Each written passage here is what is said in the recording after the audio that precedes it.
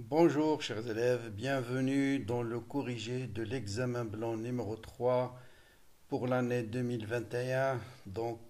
J'espère que vous l'avez bien travaillé et donc on va essayer de faire le corrigé. Donc pour ceux qui n'ont pas encore fait la correction de ce devoir, je leur conseille de ne pas regarder la vidéo, de télécharger d'abord l'énoncé avant de poursuivre la vidéo. C'est toujours important de faire d'abord votre propre solution avant de regarder la solution proposée. Donc l'examen que j'avais proposé, comme d'habitude, il formait de deux parties, une partie chimie, une partie physique. Donc on va commencer par le corriger de la partie chimie. Donc c'est un exercice qui contient vraiment trois choses que j'appellerais les fondamentales. Donc des choses qu'il faut absolument savoir. La réaction d'un acide avec l'eau, la réaction d'une base avec l'eau et le mélange d'un acide avec une base. Comment déterminer l'avancement final, le taux d'avancement, constante d'équilibre, savoir quelle espèce qui domine pour un pH donné.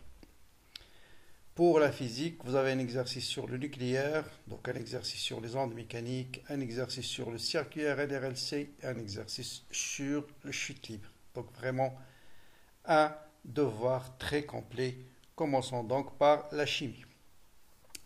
Donc on vous dit les mesures sont effectuées à 25 degrés. On va étudier l'acide éthanoïque, ion éthanoate. Voilà le premier couple acide-base qui a une constante d'acidité de 4,7.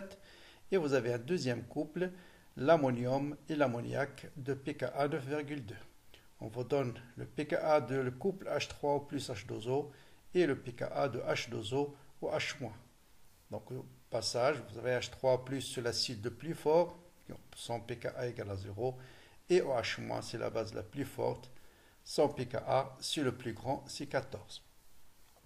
On commence par la réaction de l'acide avec l'eau. Donc on vous dit on introduit de l'acide éthanoïque pur, on obtient une solution, voilà le volume de la solution, voilà sa concentration, et voilà le pH de la solution. Donc vous avez une solution d'acide avec l'eau, on connaît le volume initial, on connaît la concentration et on connaît le pH. Écrire l'équation de la réaction, tracer le diagramme de prédominance et déterminer quelle est l'espèce qui domine, quel est l'avancement de la réaction de l'acide éthanoïque avec l'eau, déterminer l'avancement final de la réaction de l'acide éthanoïque avec l'eau, on pourra s'aider d'un tableau d'avancement. Ensuite, comparer X1 final avec X max, en déduire si la réaction est totale ou pas, en déduire le taux d'avancement final et le résultat est-il cohérent avec celui de la question 2.2, c'est-à-dire avec le diagramme de prédominance. Eh bien, tout ce qu'on a fait avec l'acide avec l'eau, vous allez le faire dans la partie 2, mais cette fois-ci avec une base avec l'eau. Même données, concentration, volume et le pH. Même chose, équation, quelle est l'espèce qui domine, déterminer l'avancement. Ensuite, le résultat est-il cohérent avec la même chose, question 3.2, c'est-à-dire diagramme de prédominance. Et dans la troisième partie, on va mélanger cette fois-ci, faire un mélange des deux solutions, des deux couples acide-base. On réalise un volume V de millilitres en introduisant 2-4 mol d'acide éthanoïque et 10-4 mol d'ammoniac. Donc voilà l'équation de la réaction. Calculer le quotient de réaction à l'état initial. Comparer ce quotient avec la constante d'équilibre. Que peut-on dire à propos de l'évolution de ce système chimique? Exprimer la constante d'équilibre en fonction de la X finale, en déduire sa valeur comparée à la valeur de l'avancement X max. Donc, la transformation peut-elle être considérée comme totale et à l'aide d'un bilan de matière cité pour chacun des couples les espèces prédominantes dans la solution. Donc expliquer enfin pourquoi le pH de la solution est égal à 4,7. Donc on va commencer d'abord par la résolution de cette partie chimie. Bien, donc première partie, réaction de l'acide éthanoïque avec l'eau. Donc toujours noter les données essentielles, donc le volume de la solution, la concentration et le pH. Écrire l'équation de la réaction. Bon, dans la suite, je vais noter l'acide AH, sa base conjuguée à moins. Autrement dit, les données sont valables pour n'importe quel acide, réaction d'un acide avec l'eau. Donc voilà la réaction d'un acide avec l'eau dans le cas général. Donc l'acide va libérer son proton pour se transformer en une base. Et H2O ici, il joue le rôle de la base. Il va capter ce proton pour donner l'acide H3O+.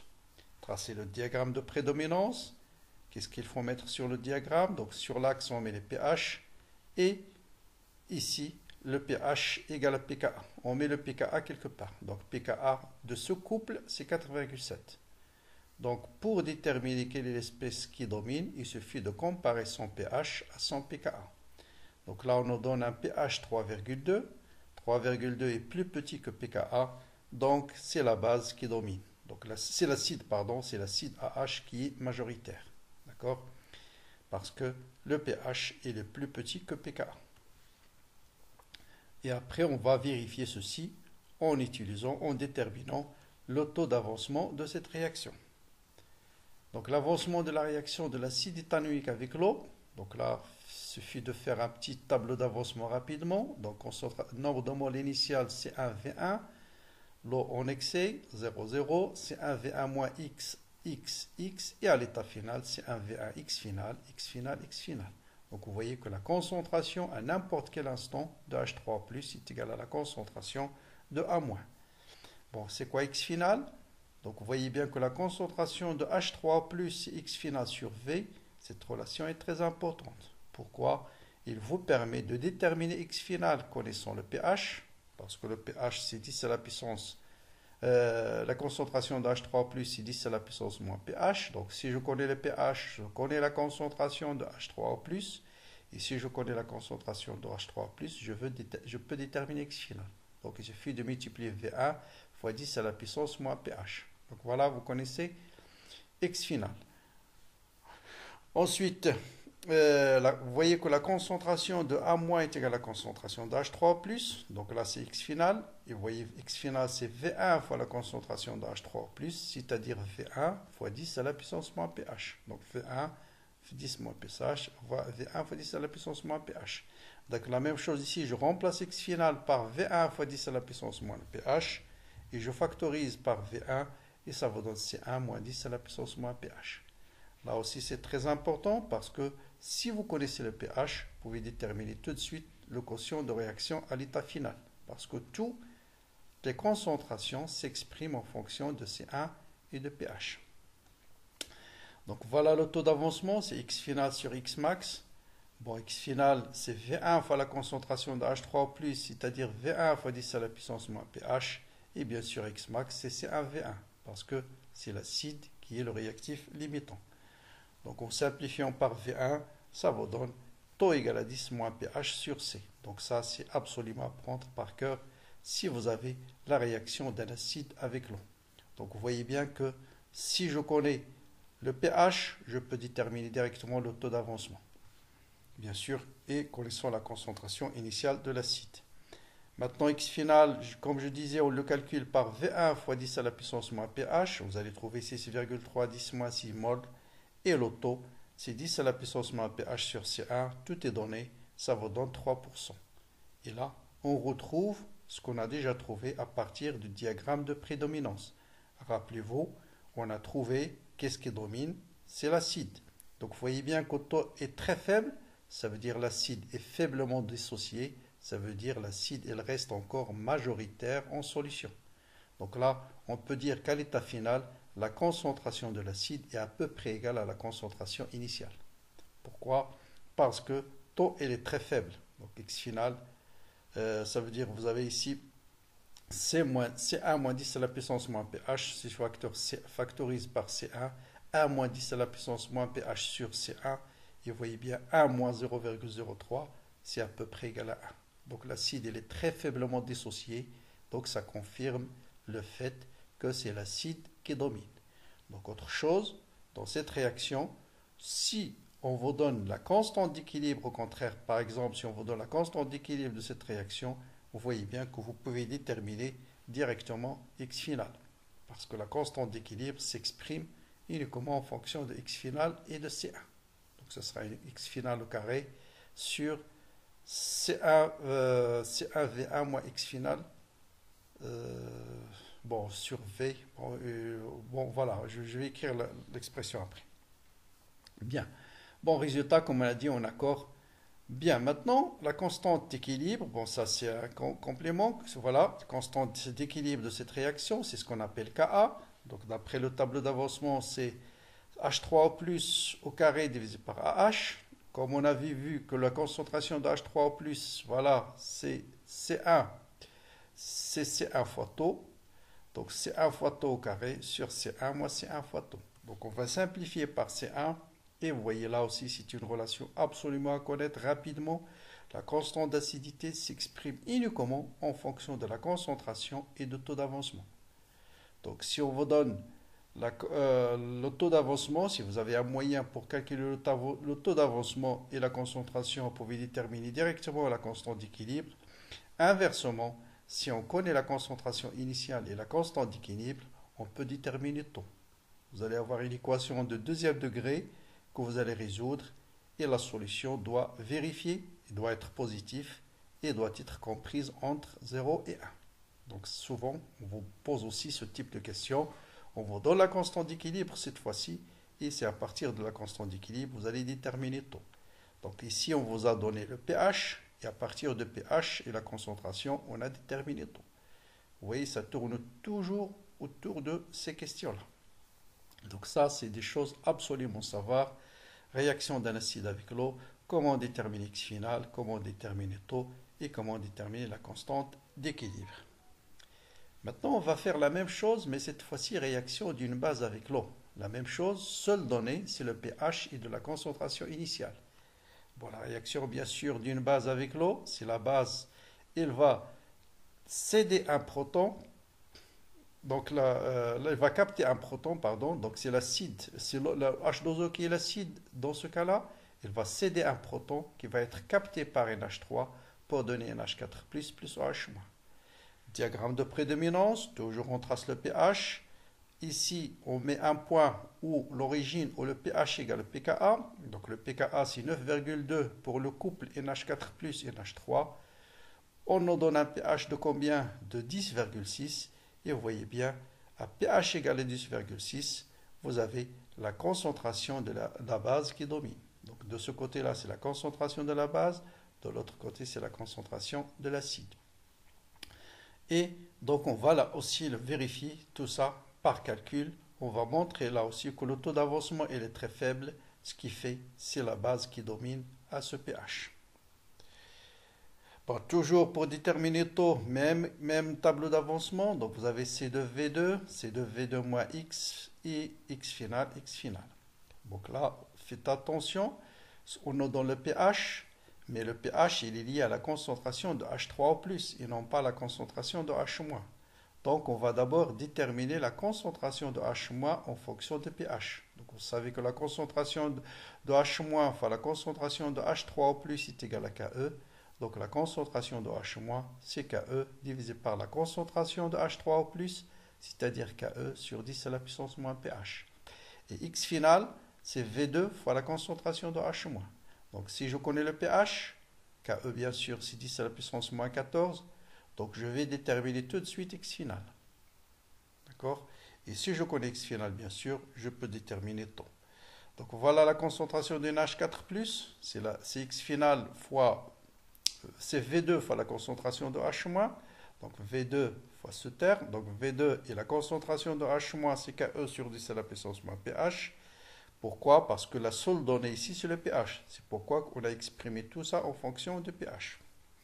Et de l'autre côté, vous avez bien sûr V2 facteur de C2 moins X final, c'est-à-dire moins Ke sur 10 à la puissance moins le pH. Maintenant, le taux d'avancement, c'est X final, c'est-à-dire ce terme, Ke sur 10 à la puissance moins pH fois V2, divisé par X max, qui est C2 fois V2. En simplifiant par V2, ça vous donne Ke sur C2 fois 10 à la puissance moins le pH. Donc voilà, la base avec l'eau, même chose. Si je connais le pH, Ke toujours donné, et je connais C2, je peux déterminer tout de suite le taux. Faites l'application numérique, vous allez trouver 4%. Donc voilà que c'est une réaction très très faiblement dissociée. Donc la base elle est très faiblement dissociée. Ça veut dire à ce pH, c'est toujours la base qui domine, ce qui confirme ce qu'on a déjà obtenu par le diagramme de prédominance. Très bien, est-ce que c'est clair? Bien. On peut déterminer aussi la constante d'équilibre de cette réaction, bon, qu'on note dans certains bouquins par K10 B. Et vous voyez bien, c'est la même chose, C2 fois tau au carré sur A moins tau. D'accord? La même chose, si je connais la constante d'équilibre de cette réaction, je peux déterminer le taux d'avancement. Et inversement, si je connais taux et la concentration initiale, je peux déterminer la constante d'équilibre. Maintenant, on va passer à la réaction de deux couples acides bases, NH4 plus NH3 et H2O ou H-.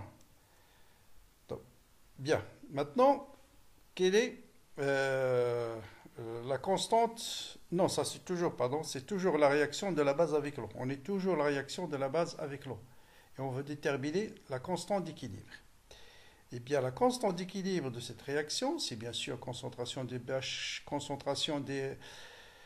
réactifs, des produits divisé par la concentration des réactifs. Donc là, on va l'écrire en fonction de, parce que dans les données, on connaît la constante d'acidité de NH4 plus NH3. Donc je vais essayer de faire apparaître ici le Ka du couple NH4 plus NH3.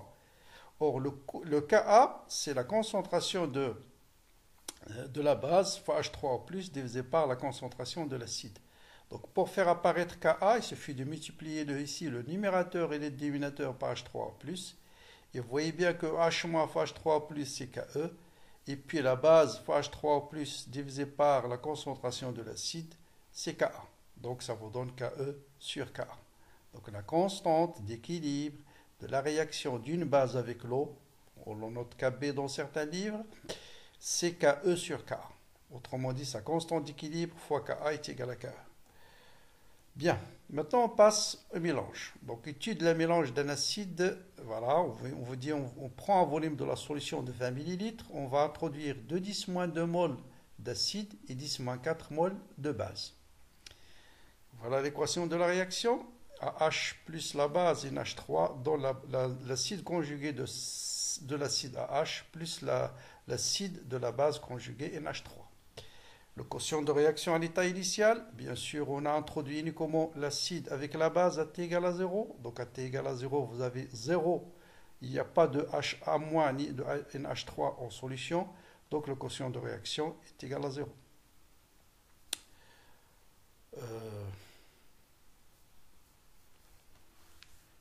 On a bien sûr 0 sur concentration de AH fois NH3 qui est égal à 0. Comparer ce quotient de réaction à la constante d'équilibre, que peut-on dire? Eh bien, pour déterminer la constante d'équilibre de cette réaction, là aussi c'est absolument à connaître par cœur, si vous avez le mélange de deux couples acides de base, K s'exprime en fonction de Ka1 et de Ka2. Bon, vous voyez, pour le bas, c'est pas la peine de le démontrer, il suffit de l'apprendre. Donc là, pour le démontrer, il suffit de multiplier en haut et en bas par NH3+. Et vous voyez bien ici, ce Ka1, là c'est 1 sur Ka2. Donc ça vous donne Ka1, 1 sur Ka2. Donc la constante d'équilibre de la réaction de deux couples acide-base s'exprime comme étant le rapport des constantes d'acidité de chaque couple. Quel est le couple qui apparaît au numérateur? C'est l'acide qui apparaît ici. Donc c'est celui-là A1 et c'est celui-là qui est A2. Bien. Donc la formation a lieu. Donc cette constante, en remplaçant K1 et K2 par sa valeur, ça vous donne 3,2 puissance 4, supérieure à la quotient de réaction à l'état initial. Donc la formation a lieu dans le sens direct. En plus, vous voyez bien que la constante d'équilibre est supérieure à 10 puissance 4. Donc cette réaction est presque totale. Bien, exprimer quotient de réaction en fonction de l'avancement final cette fois-ci et en déduire sa valeur, le comparer à la valeur de l'avancement maximal. Bon, on peut faire un petit tableau d'avancement. Donc on a N1, N2, 0, 0, N1 moins X final, N2 moins X final, X final, X final. Donc voilà, K, ça vous donne 3,2 10 puissance 4. C'est une équation de deuxième degré qu'il faut résoudre pour déterminer X final. Mais là, on peut remarquer que K est très supérieur, il est supérieur à 10 puissance 4. Donc la réaction est presque totale. Ça veut dire, on peut dire tout de suite que X final est de l'ordre de X max. Et X max ici, bien sûr, c'est 10 à la puissance moins 4. parce que ici vous avez 2 10 moins 4, la 10 moins 4, donc x max, ça sera 10 moins 4. Bien, si x est égal à x max, voilà l'état final de cette réaction chimique.